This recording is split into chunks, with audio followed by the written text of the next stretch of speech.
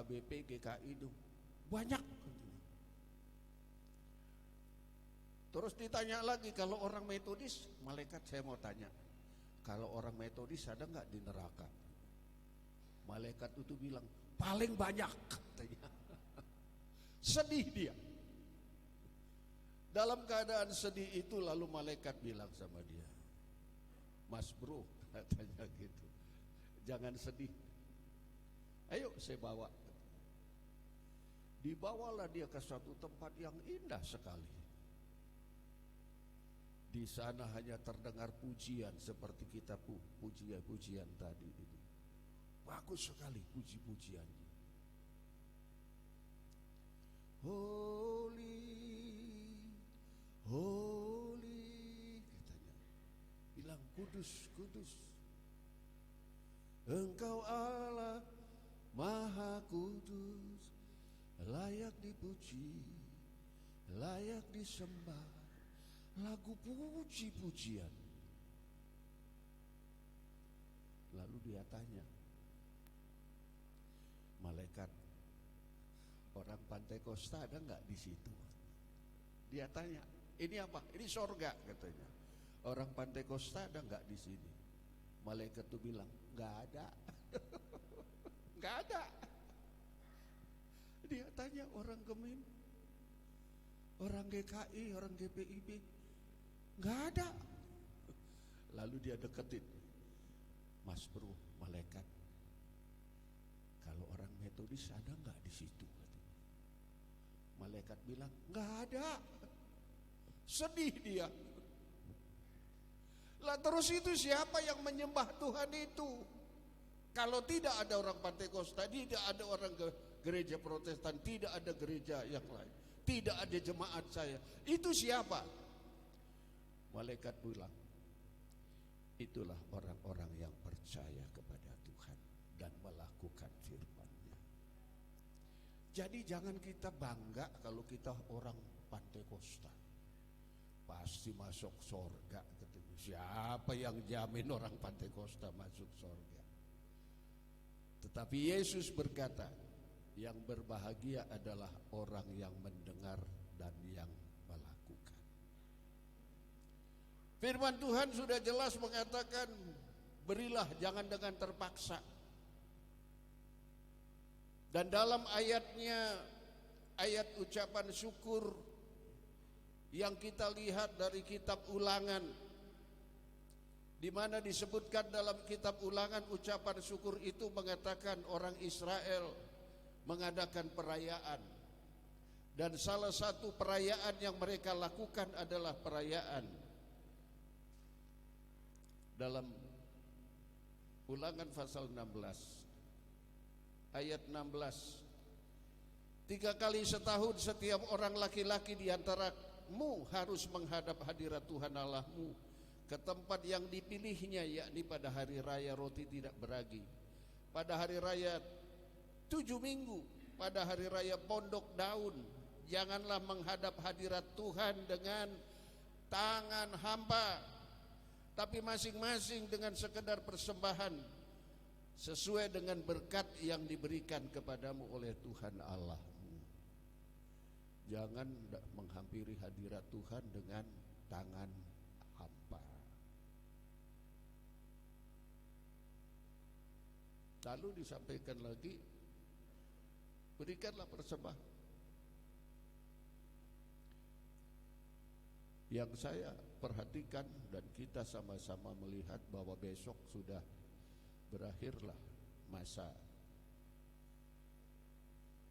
yang orang katakan tahun yang lama, kita masuk tahun yang baru, periode yang baru, supaya berkatnya juga selalu baru. Nah, dalam perayaan yang disampaikan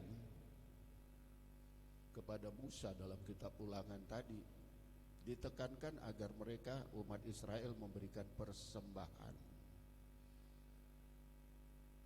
Yang tadi saya perhatikan itu di sana itu ya, orang bawa babi gitu ya. Saya senang sekali sampai saya foto itu babinya tadi itu. Ada yang di sini saya lihat bawa persembahan. Kalau hamba Tuhan bawa persembahan apa ya?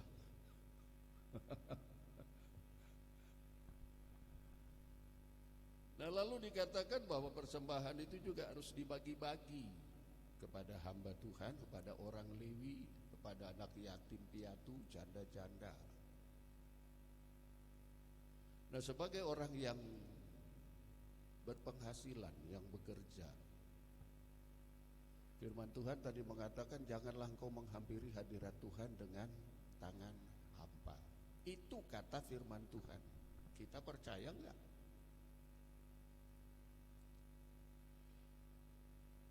Ada satu orang, satu keluarga yang mengucap syukur. Seorang ibu. Ibu ini bernama Ibu Hana. Dia orang yang mandul. Dia mandul. Tapi dia percaya ada hadirat Tuhan di dalam rumah Tuhan.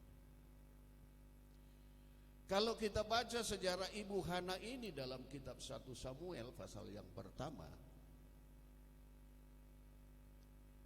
Ibu Hana ini tahu bahwa di rumah Tuhan yang di Shilo itu ada hadirat Tuhan di sana.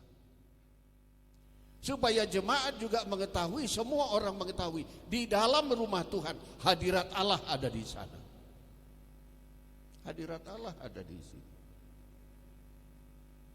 Saudara ingin sesuatu, kalau saudara percaya, mujizat terjadi. Ibu Hana dalam 1 Samuel pasal 1 ini, 1 Samuel pasal 1 yang kita baca bahwa Hana ini kandungannya sudah ditutup oleh Tuhan. Itu 1 Samuel 1 ayat 5. Meskipun ia mengasihi Hana, ia memberikan kepada Hana hanya satu bagian, sebab Tuhan telah menutup kandungannya. Kalau Tuhan sudah tutup, tidak ada yang bisa buka. Tapi kalau Tuhan sudah buka, nggak ada yang bisa tutup. Ini yang kita perhatikan. Saudara percaya enggak? Itu John Wesley tadi itu sedih sekali dia. Dia lihat sorga, dia lihat neraka. Ternyata di sorga nggak ada jemaat gereja, tapi yang ada hanya orang yang percaya. Nah, Ibu Hana ini sekalipun dia sudah tahu kandungannya ditutup Tuhan, tapi dia tahu bahwa Allahnya Israel itu adalah Allah yang hebat. Allahnya Abraham, Ishak dan Yakub. Itulah Allah yang kita sembah.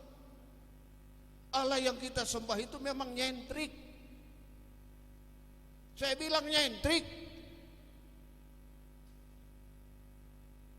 Kita perhatikan, Yesus itu keturunan siapa?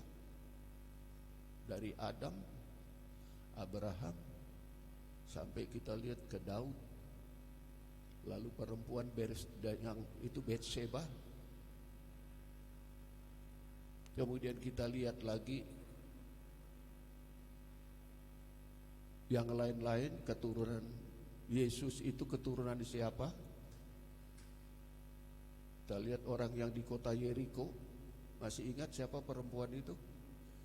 Perempuan sundal kan? Itu perempuan di Yeriko, perempuan sundal. Tapi Yesus juga keturunan perempuan itu. Nyentrik enggak? Nyentrik loh. Kita lihat lagi Yehuda, istrinya itu siapa? Menantunya sendiri kan. Tapi itulah keturunan Yesus, dari itu juga. Nyentrik. Tapi di akhir nyentriknya itu, Yesus keturunan dari seorang perempuan yang tidak berdosa, masih perawan. Semua itu ditutup dengan seorang wanita yang masih perawan, belum bersetubuh, tapi dia hamil oleh Roh Kudus. Saudara percaya enggak? Tergantung kita sekarang. Nyentrik saya bilang. Nah, perempuan yang bernama Hana ini, dia tahu bahwa Allah yang dia sembah itu sanggup membuka yang sudah ditutup oleh Tuhan.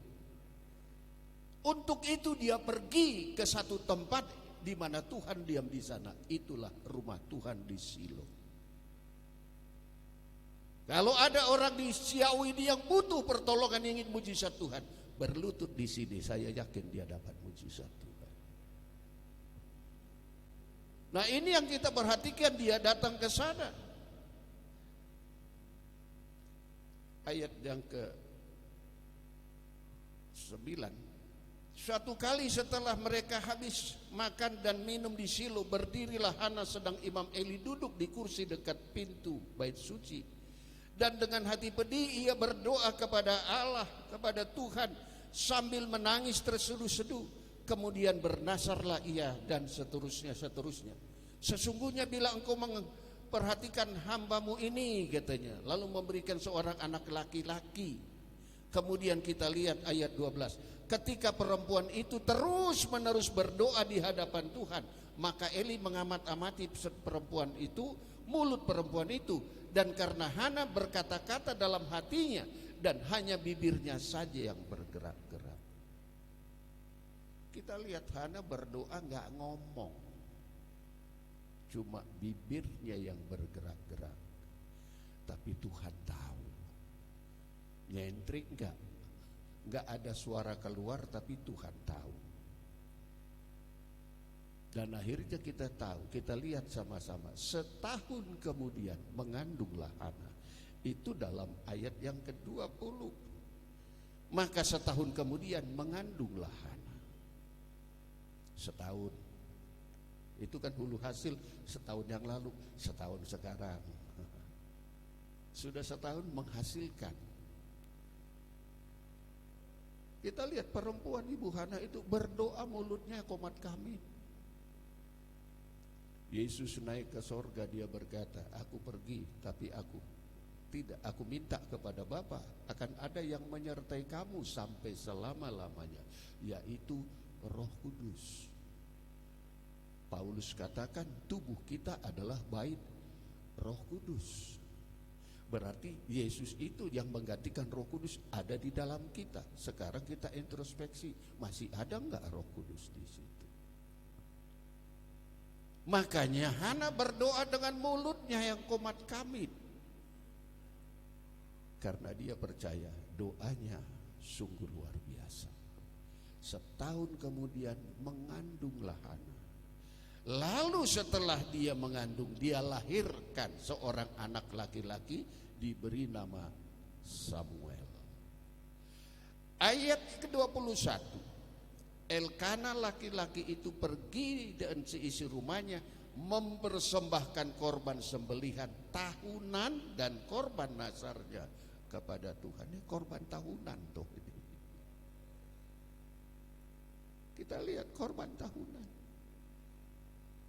Korban dari tahun kemarin 2021 dikorbankan. Jangan datang dengan tangan hampa. Berilah dengan tidak terpaksa. Lalu Elkana suaminya pergi, dia bawa korban.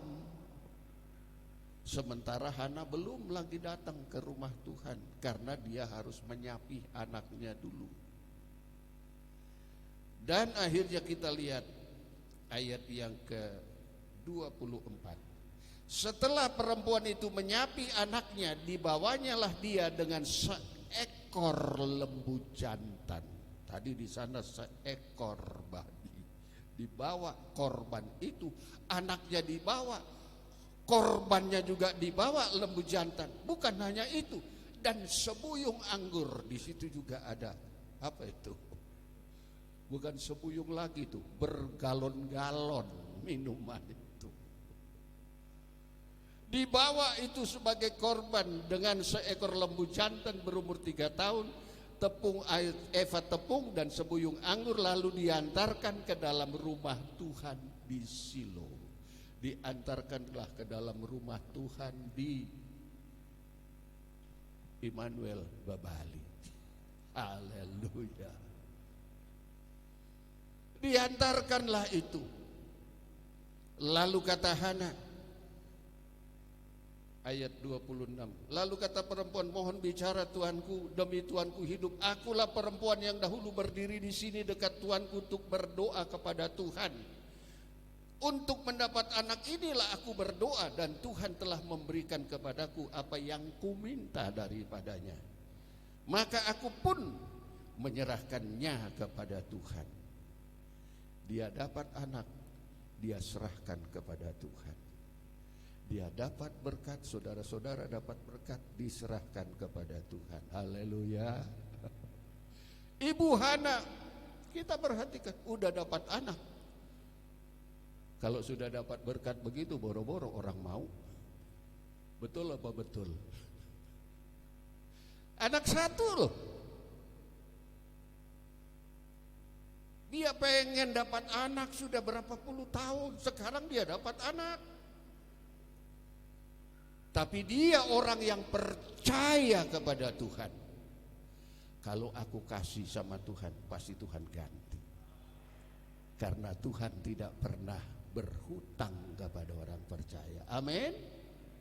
Nah, buktinya kita lihat, akhirnya diberikanlah anak itu kepada Eli. Ayat 28. Maka aku pun menyerahkan kepada Tuhan seumur hidup, terserahlah ia kepada Tuhan. Terserah kepada Tuhan. Jadi jemaat yang sudah memberi sesuatu di sini, jangan lagi dikotak-katik, terserah sama Tuhan. Mau ada angpaunya, terserah sama Tuhan. Ibu gembala mau bagi kemana-mana, terserah kepada Tuhan. Haleluya. Inilah anak, terserah kepada Tuhan. Ini anak sekarang aku serahkan kepada Bapak, katanya. Karena dia orang percaya, dikasih satu. Kita lihat Tuhan ganti berapa. Pasal 2 ayat 20. Lalu Eli berkata kepada Elkana dan istrinya, katanya, Tuhan kiranya memberikan kepadamu dari perempuan ini pengganti yang telah diserahkan kepada Tuhan. Sesudah itu pulanglah mereka ke tempat kediamannya. Dan Tuhan mengindahkan Hana sehingga dia mengandung dan melahirkan 3 anak laki-laki dan 2 anak perempuan. Dikasih 1, Tuhan ganti 5. Haleluya. Baru 1 saja Tuhan ganti 5. Kalau kasih 1 juta, Tuhan ganti berapa? Ayo, Ibu, Bu, masih ada Bu? Hana kasih 1 diganti 5. Itulah Tuhan kita itu, nyentrik. Tuhan gak mau utang. Tuhan kita tuh mendengar doa orang yang benar. Doa hanya dalam hati. Tuhan tahu doa segala bahasa. Ada jemaat kami di Bogor sana, namanya Mak Cianyo. Mak Cianyo ini sudah usia 91 tahun. Dia bilang, Om, Tuhan Yesus bisa tolong sembuhin Mak enggak, katanya. Karena dia sudah nenek-nenek, panggilannya Mak, orang Cina Benteng. Di mana Mak? Tuhan Yesus bisa sembuhin Mak enggak? Oh bisa. Emang sakit apa? Malu cerita sama Om, katanya. Ngomong aja, gak usah malu-malu. Mak sakit apa? Dokter bilang sih sakitnya sakit mahal, katanya. Sakit mahal apaan? Sama Tuhan kagak ada yang mahal, Mak. Sakit apa ini, katanya? Kanker payudara. Suka nangis kalau sudah malam. Tuhan Yesus mau sembuhin gak Om, katanya. Dia baik, Mak. Kalau ngomong sama dia gimana, katanya. Ngomong seperti kita manusia. Karena Tuhan Yesus berkata, kalau kamu berdoa katakanlah, Bapa kami yang di sorga. Jangan kalau berdoa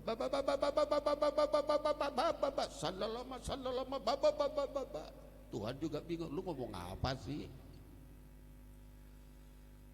Coba kalau ngomong Bapa kami yang di sorga, langsung dia, ada apa anakku? Haleluya.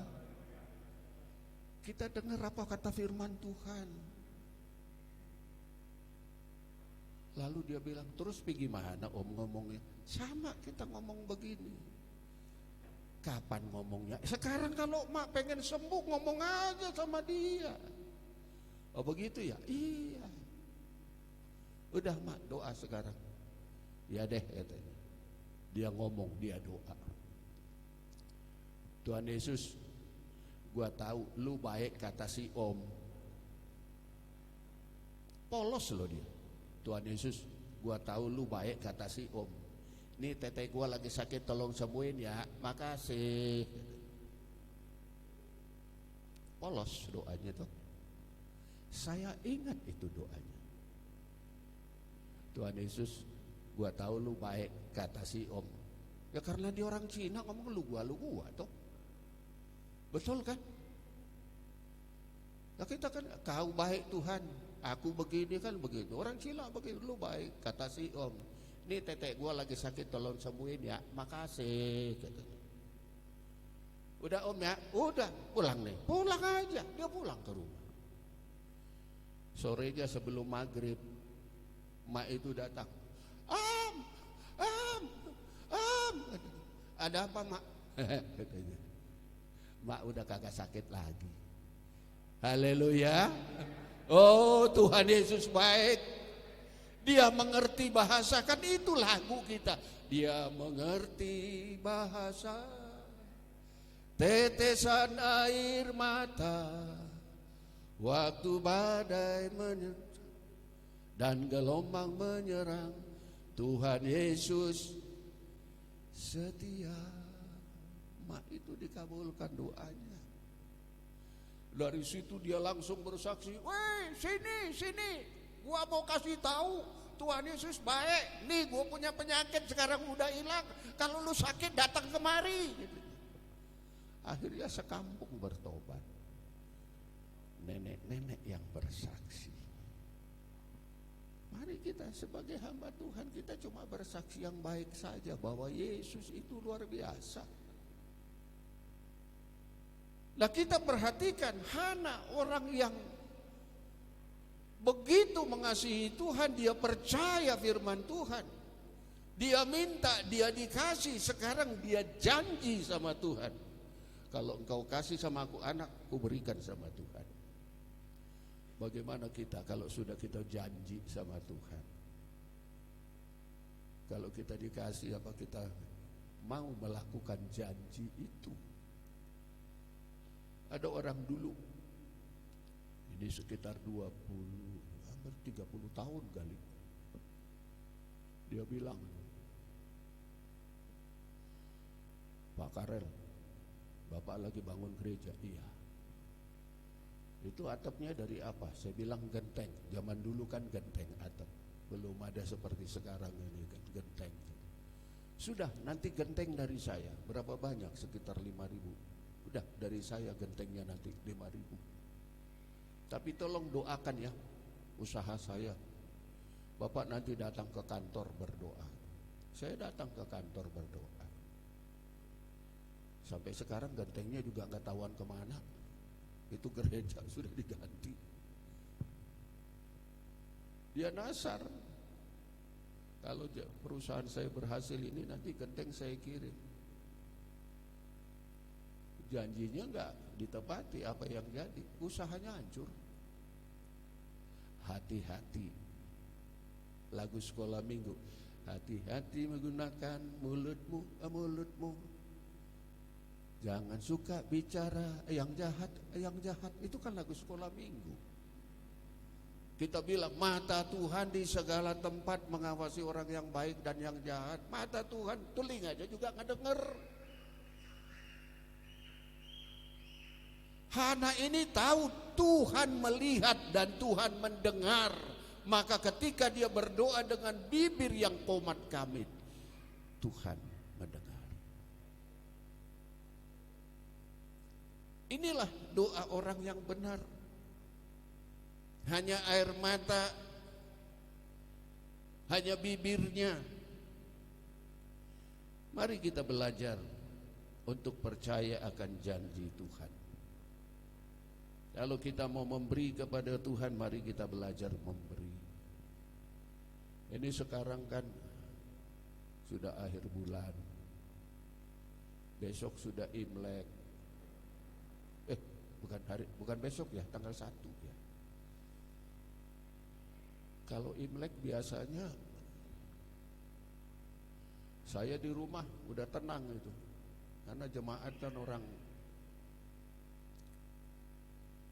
Cina Benteng ya, jemaat di sana itu Cina Benteng. Jadi mereka panggil saya tuh boksu. Kalau besok mau Sinja, hari ini di rumah udah penuh itu ikan bandeng itu, yang presto, tuh penuh itu daging. Terus malamnya ada telepon, boksu ada di rumah nggak? Ada. Emang kenapa? Nah, mau layel lah. Oh iya, ditunggu ya. Mereka datang, alamak. Begitu ada amplop merah, masukin kantong. Aduh, enak sekali jadi boksu.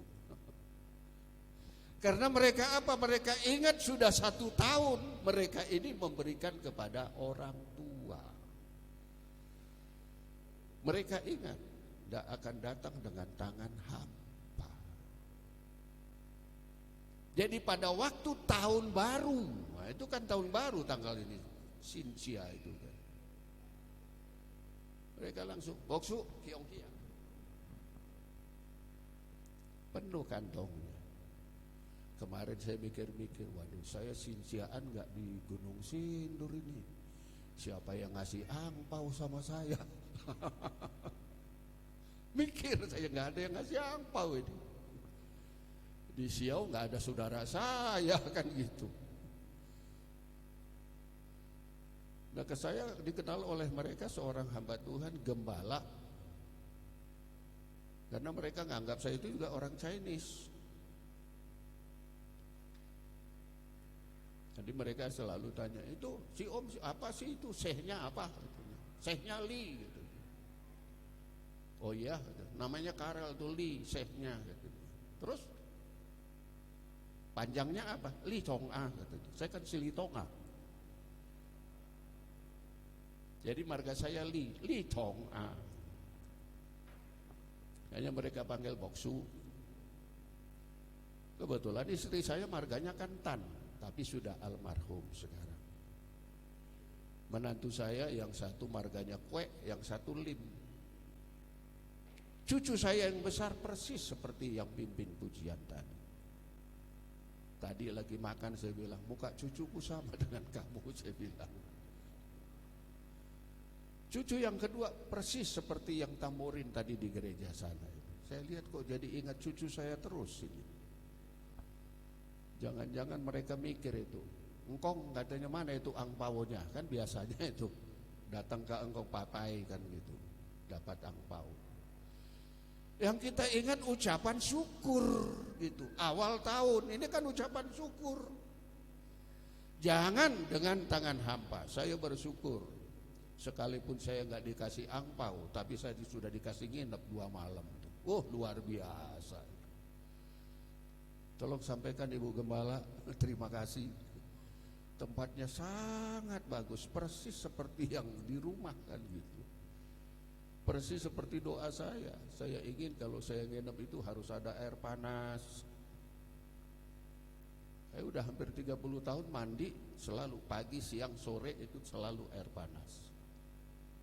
Dan ada air panasnya. Bilang tolong salam Ban Kamsya. Itu ya, Ban Kamsya itu. Sese gitu. Karena besok saya sudah kembali ke Manado. Jadi ada satu hal ucapan syukur. Mari kita belajar meniru seperti Hana. Jangan sayang. Dalam Ulangan tadi dikatakan jangan datang dengan tangan hampa. Kalau kita sudah niat mau memberi sama Tuhan, jangan tahan-tahan. Berilah, maka kamu akan diberi. Ukuran yang kita beri kan tadi sudah dijelaskan, jangan dengan terpaksa. Memberi jangan dengan terpaksa, dengan sukacita. Ada jemaat di sini nggak ada. Ini biasanya ada satu suku saya. Kalau mau memberi gitu, umumkan ya katanya. Tolong disebut nama aku, baru aku sumbang ke gereja. Nyumbangnya sedikit tapi pengennya disebut namanya. Nggak ada kan di sini kan? Itu di sana. Kalau orang nyumbangnya sedikit tapi namanya disebut, itu namanya Kristen ayam. Bapak Ibu tahu Kristen ayam? Kalau mau bertelur, kutakuk, kutakuk katanya. Berapa? 1. Telurnya cuma 1, sekampung ngedenger. Itu Kristen ayam. Sini kan nggak ada kan? Pasti nggak ada. Amin. Nggak ada, baik. Buktinya nggak ada kok itu orangnya. Memberi aja. Jadilah Kristen penyu. Nah, di sini kan laut. Nggak tahu ada penyu nggak di sini? Ada ya. Penyu kalau mau bertelur kan malam-malam dia. Kalau ayam siang mau bertelur. Kalau penyu malam. Dia lihat dulu orang begini. Ada orang nggak begini? Nah, ada orang nggak? Kagak ada. Dia mulai korek. Dia korek. Udah dikorek dalam begitu dia lihat lagi ada nggak? Dia mulai turunin 10, 20, 30, 40, 100 kan. Dia tutup lagi, dia pergi kabur. Nggak ada yang tahu. Itulah penyu. Biarlah kita seperti Kristen penyu, memberi nggak ada yang tahu. Apa yang dikasih tangan kiri nggak perlu tahu tangan kanan. Haleluya. Itulah Hana. Dia datang diam-diam ke dalam rumah Tuhan. Untuk anak inilah aku berdoa, dan Tuhan sudah kabulkan doaku. Sekarang anak ini kuserahkan sama Tuhan. Diserahkan, diberikan korban ucapan syukur. Seperti hari ini diberikan korban ucapan syukur. Dikasih 1, Tuhan ganti berapa tadi? 5 anak. Baiknya Tuhan kita itu. Saya butuh, Tuhan selalu jawab. Tapi harus jelas, kalau minta harus jelas sama Tuhan. Yang kita lihat Hana berdoa, kita baca ayatnya ini. Dalam ayat yang ke-11 dia berdoa. Kemudian bernazar ia katanya, Tuhan semesta alam, jika engkau sungguh-sungguh engkau memperhatikan sengsara hambamu ini dan mengingat kepada hambaku dan tidak melupakan hambamu ini, tapi memberikan kepadaku ini seorang anak apa? Laki-laki. Jelas. Minta sama Tuhan harus jelas. Saya 5 tahun yang lalu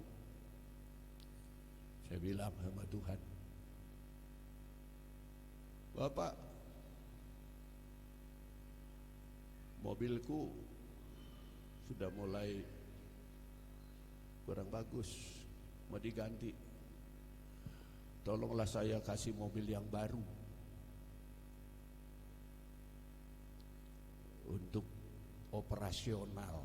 Saya bilang mobil baru untuk operasional. Ya kita nggak salah kan, hamba Tuhan minta mobil baru untuk operasional. Sebulan kemudian waktu saya masih ada tugas waktu itu di Surabaya, saya ditelepon, Bapak Profesor Karel, iya. Alhamdulillah Pak, Bapak dapat hadiah mobil baru. Silakan datang ke kantor. Saya masih di Surabaya. Kalau Bapak sudah pulang, tolong Bapak catat ini nomor yang Bapak hubungi. Oh ya, terima kasih. Ketika saya pulang ke Jakarta, Saya mampir ke kantor itu. Saya dibilang dapat hadiah mobil baru. Betul Pak? Mari silakan. Saya lihat mobilnya, mobil baru, masih di plastik. Memang betul buat operasional, tapi tulisannya mobil jenazah, ambulan. Betul kan? Untuk operasional gereja kan butuh itu. Saya bilang, Masya Allah, saya dikasih mobil ambulan. Saya baru ingat, oh iya saya minta mobil operasional, dikasih ambulan. Enggak salah Tuhan kan? Terima kasih Tuhan, saya tetap mengucap syukur. Tuhan, sekarang saya butuh rumah. Jadi gereja kelihatan harus diperbesar. Saya butuh rumah Tuhan. Ya nggak usah yang besar-besar, yang kecil aja. Terus cucu saya kedengar, Om, kalau doa mau minta rumah berapa? Katanya, 1 aja, nggak usah banyak-banyak. Tipenya tipe yang kecil aja tuh. Ya 2 kali 3 juga nggak apa-apa lah. Tipe 21. Saya bilang itu rumah untuk sendiri ini ya, tipe 21. Enggak lama, 2 minggu saya ditelepon. Selamat siang Pak Bro, selamat siang. Waduh, puji Tuhan Pak, Bapak dapat bonus hadiah dari yayasan. Hadiah apa itu? Bapak dapat rumah masa depan. Bapak mau 1 atau mau berapa? Saya bilang saya 1 aja, gak usah banyak-banyak. Jangan Pak, 5 aja deh ya, katanya. Ya baiklah kalau gitu saya terima. Saya datang kemana? Datang aja ke Cibinong katanya. Saya datang ke Cibinong, betul-betul dikasih rumah masa depan. Peti mati, kasih 5 saya. Saya minta rumah dikasih rumah, itu kan rumahnya orang mati toh, rumah masa depan itu. Dapat 5. Itu sebabnya kalau kita mau berdoa kepada Tuhan, katakanlah dengan jelas seperti Ibu Hana, saya minta anak laki-laki. Dari situlah saya belajar, Tuhan terima kasih. Nah kalau saya kemarin itu saya mau berangkat ke Manado, saya pengen naik pesawat, Tuhan naik batik air. Tuhan tolong, kiranya Engkau menggerakkan anak-Mu yang mengirimkan tiket batik kepada saya. Saya nggak bisik-bisik sama orang loh. Ketika saya main ke rumah anak, itu engkongnya datang katanya, sama cucu itu engkong datang katanya. Saya datang, terus datang besan saya, Cinkeh katanya mau berangkat ke Manado. Iya, kapan berangkatnya? Ya tadinya sih rencana tanggal 7 gitu. Naik pesawat apa batik? Oh iya. Ya, Tuhan tolong ya, Cinke selamat sampai sana katanya. Oh iya, makasih ya Cinke ya. Malamnya mantu bilang, "Papa," katanya. "Iya." Si papa itu beliin tiket papa ke Manado katanya. Hah? Coba. Tiketnya persis batik air. Jadi kalau minta kepada Tuhan, ya ibu-ibu, minta ngomong jelas ya. Minta rumah jangan rumah aja, nanti dikasih rumah masa depan lagi.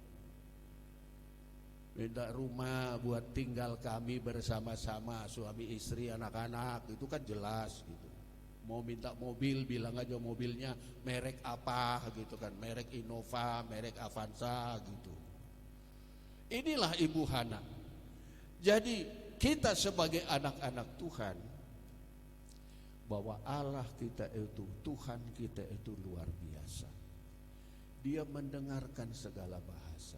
Sebagaimana lagu pujian mengatakan, Dia mengerti bahasa tetesan air mata. Apalagi ibu-ibu kan suka doa dengan tetesan air mata. Dia ngerti sekali. Ada seorang bapak namanya Jailani. Dia jemaat pendeta kastanya di Bogor. Sudah 15 tahun menikah, gak punya anak. Saya cerita tentang Ibu Hana ini. Dia bilang sama istrinya, "Ceh," katanya, "tuh Boksu bilang itu Ibu Hana doa, katanya dikabulkan doanya. Yuk kita ke Gunung Sindur, datang ke tempat kami." "Ibu mau doa apa?" "Ya kalau bisa Tuhan kasih saya anak deh, supaya kami bisa menang. Selama ini kami sudah 15 tahun gak punya anak," katanya. "Nanti dibilang saya kan perempuan mandul, padahal si Kokok makan orangnya sehat, saya juga sehat, tapi gak punya anak," katanya. "Sekarang percaya Tuhan gak?" "Ya percaya, dia ada di sini." "Iya, sekarang kita berdoa." Udah, Enci aja yang berdoa. Terus dia bilang, "Tuhan, makasih ini Boksu sudah ngomong begini. Tolonglah kalau bisa kami dapat anak laki-laki. Kalau dapat anak laki-laki kami nanti itu kasih nama Victor," katanya. Berdoa mereka. 2 bulan kemudian dicek, hamil ibu itu. Sudah hamil, anaknya baru umur berapa bulan dia? 5 bulan kali. Hamil lagi. Kalau Tuhan sudah bisa, sudah buka, nggak ada yang bisa tutup. Sudah dibuka sama Tuhan, baru 5 bulan hamil lagi itu. Bayangin tuh. Lahir anak kedua, dibuat namanya Airin. Airin akhirnya sudah mulai 1 tahun. Lahir lagi anak ketiga, dibuat namanya Cindy. Akhirnya Pak Jalannya bilang, "Udah ditutup aja deh, tutup pakai dokter. Kalau Tuhan sudah buka gak ada yang bisa tutup. Dokter tutup itu pakai namanya steril." Akhirnya di steril lagi. Jadi yang kita tahu, Tuhan gak pernah ngutang sama anak-anaknya. Hari kita belajar percaya sungguh-sungguh kepada Tuhan. Kita apalagi sebagai hamba Tuhan, kita dikasih kuasa kok. "Kepadamu kuberikan kuasa untuk menginjak kalajengking," katanya. Seperti sekarang ini orang bilang itu jangan mau divaksin, itu antikris katanya tuh. Masya Allah, kok itu vaksin itu antikris, dari mana dasarnya? Baca Wahyu 13 itu, antikris itu datang setelah terjadi penyingkiran. Sekarang penyingkiran aja belum. Yang saya tahu kalau nanti antikris datang, saya sudah tersingkir. Bapak Ibu juga tersingkir, amin. Jadi gak usah percaya yang begitu-begitu. Yang kita tahu itu program pemerintah supaya kita sehat. Nah begitu banyak orang divaksin sekarang, COVID sudah mulai berhenti. Sekarang di sini sudah aman kan, enak. Karena divaksin saya bisa ke Manado kan begitu, saya bisa ke Siau. Bapak Ibu juga sudah sehat. Mari kita ikuti program pemerintah. Karena pemerintah adalah wakil daripada Tuhan. Kita harus percaya kata firman.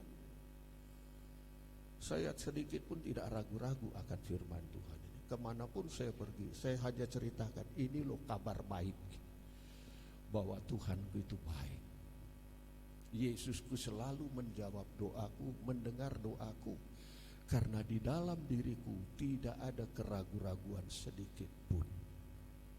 Oleh karena itu mari kita sebagai jemaat, sebagai hamba Tuhan, karena Tuhan kita itu melihat hati. Dia bukan melihat muka kita, dia tidak mendengar apa omongan kita, tapi dia mendengar isi hati kita. Saat malam hari ini Tuhan ada di tempat ini. Berikanlah korban syukur dengan sukacita. Berikanlah dengan tidak terpaksa. Sehingga kita melihat janji Tuhan.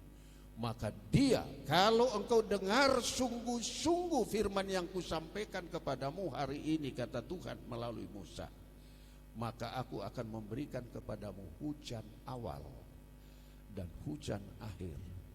Mataku akan mengawasi dan menyertai engkau dari awal sampai kepada akhir tahun. Saya yakin bahwa awal tahun ini Tuhan memberkati kita sampai selesai akhir tahun ini. Tuhan Yesus memberkati kita. Saya kembalikan kepada Ibu Kepala. Haleluya.